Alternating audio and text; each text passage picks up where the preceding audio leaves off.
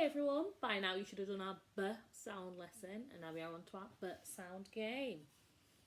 So what we're going to need is a bun tray, a ball. If you do not have a ball you can use a scrunched up piece of paper or a rolled up pair of socks, just two options that we have.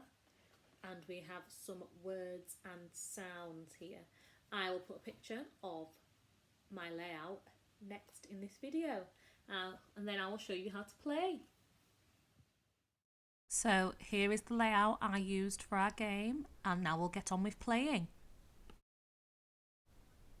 Right, here we are ready to play.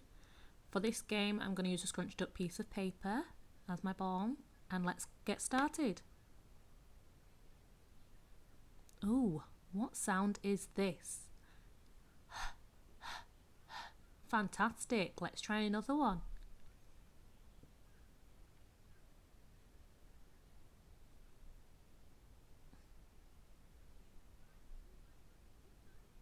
Ooh, let's see what sound we've got.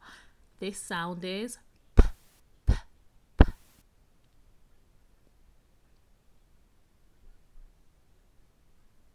Ooh, what sound have we got? Oh, it's our new sound. B, b, b.